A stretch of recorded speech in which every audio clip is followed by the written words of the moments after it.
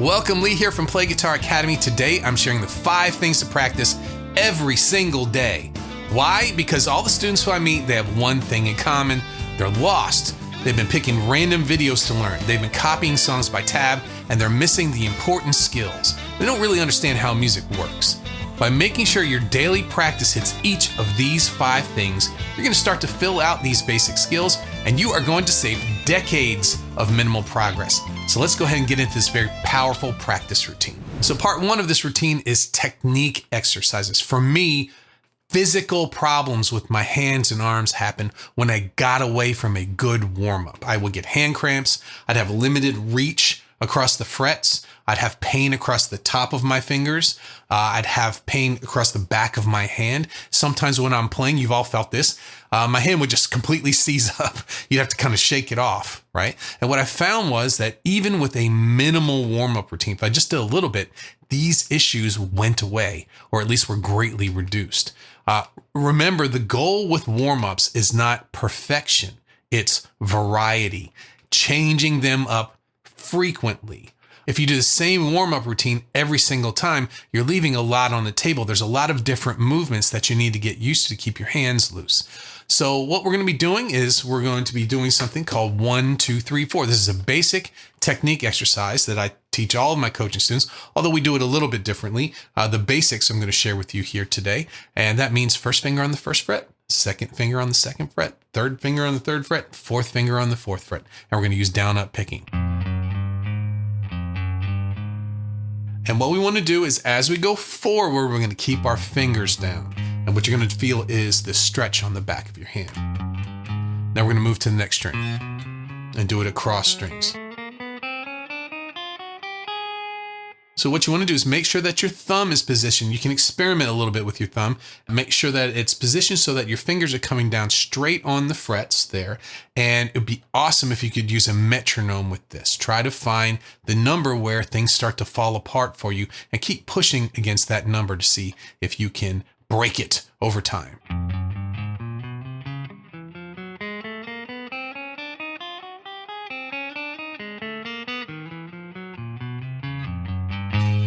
In part 2, now that you've finished your warm-up, maybe 3 to 5 minutes, it's time to work on our fretboard mastery of chords and scales. This is what people traditionally think of as guitar practice. If you're, depending on where you are in your journey with the guitar, we might be working on open position chords. You might be working on bar chords. You could be working on 4-note voicings all across the neck of the guitar.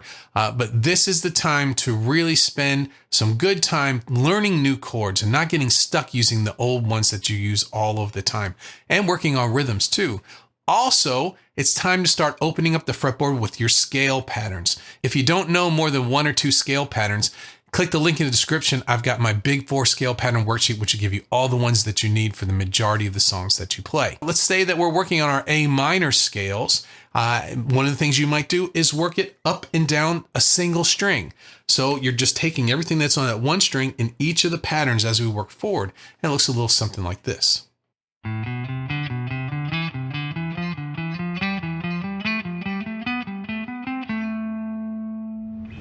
Part 3 of this practice, this is something that's not typically done in a regular guitar practice routine, and that's using your ear and working on phrasing. What we're going to be doing is taking little small chunks of music that you want to learn. It could be a lick, could be a riff, it could be a chord progression, whatever it is, something in a song that you want to learn, and learning it just using your ear. No help. No rescue from anything. Think about it. You go over to Ultimate Guitar and you want to learn a song that you've been just dying to learn. And you get there, you get to tab, you think, oh, I've really got something, and you learn it.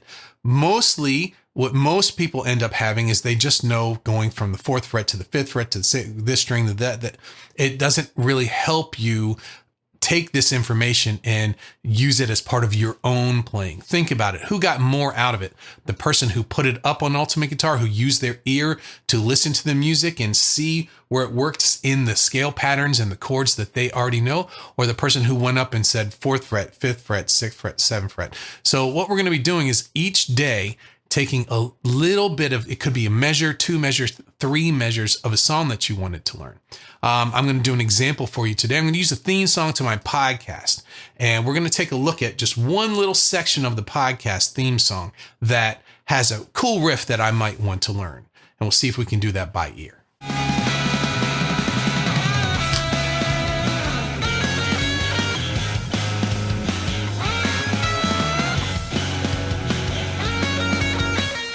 So first thing we're going to do is we're going to figure out what key is that song in.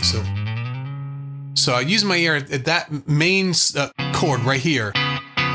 That's a C sharp. So this takes a little bit of time for some people when they're first using their ears to figure music out. What is the key? It's usually the first chord or the last chord, but it's definitely the chord that if you played it, the song would sound finished. You could go home and not worry about that song anymore. So if it ends on this C sharp dominant chord, and it feel like you can walk away from the song, that's the key, C sharp. So now that we know the first chord is some sort of C sharp, right? Is it C sharp major? Is it C sharp minor? Is it C sharp dominant? That's it. I hear that it matches the song. So I know the key, I know the opening chord, and what happens after that, there's a little bit of a riff. It's a chromatic walk up. So I know I'm going to be walking up from something. So if I start on my lowest note, no, that's too far. There it is. That's the first note of the walk up. And it ends bam, bam, bam, bam, bam, right here. So if I know it's chromatic, I can hear it's going stepwise. There it is right there. F, F sharp, G, A. So my first chord is.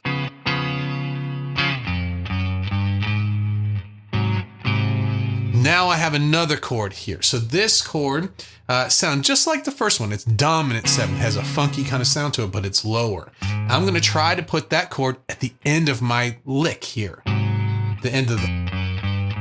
And there it is. That is my G sharp dominant 7th chord. So that's like a 1 going to a 5 chord. Next, I hear that after this chord, we have some sort of an octave. What you can hear it.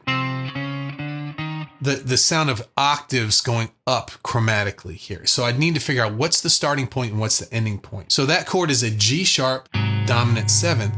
One of the notes of that chord is a C, and that matches what I'm hearing there. So I'm going to go chromatic up 4 steps and end on the F, and that is exactly where it ends right there.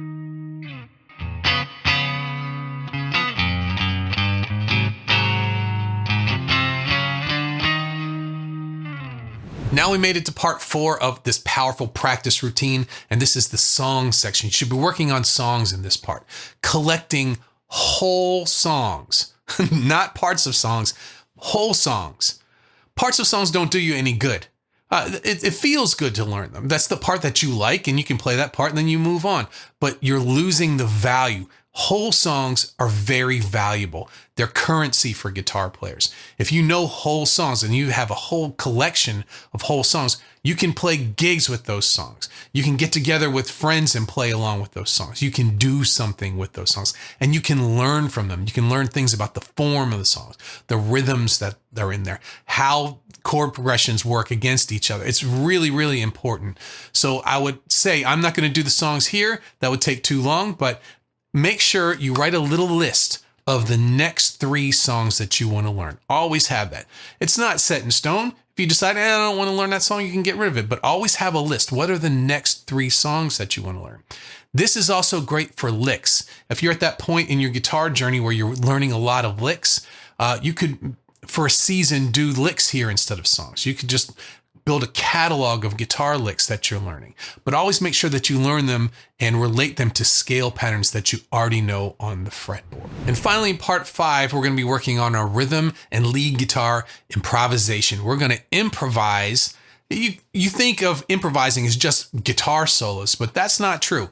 Rhythm guitar, you can improvise just as much. You can do different rhythms, mix and match rhythms all the time. You can do different voicings of chords.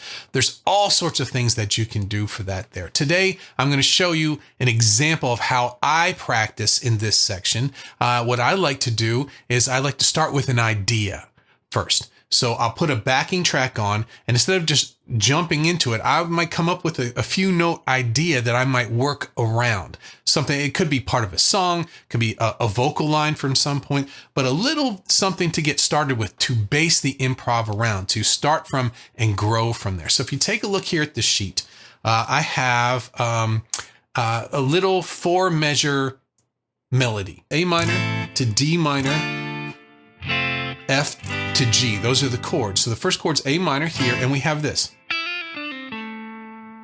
So we have 5, 6, 5 on the B string. That's E to F, back to E, D to C, and then down to A. So we're just coming really down an A minor scale and ending on an A. Now the next chord is D minor for measure. It says 16 on this one. So we'll have the same lick as before, but the last note now is on a D note because the D chord is playing at the time. Same lick again, but it goes all the way down to the 8th fret on the A string. That's an F, and that is where this F chord is coming in. And then this one just does the same lick, but it ends on the G as well too, and this is where the G chord is there. So we're doing a little chord tone targeting in with our easy lick here. This is a natural minor lick, so I'm going to improvise using natural minor on top of this. So I'm going to put a little tube screamer on here.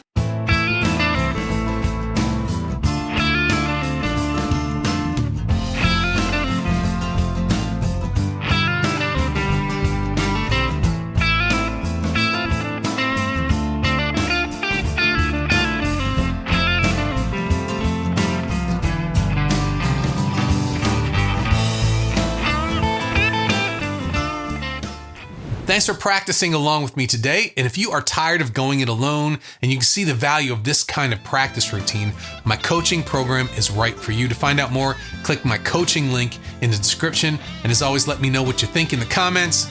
Have a great practice, and I will see you in the next lick video.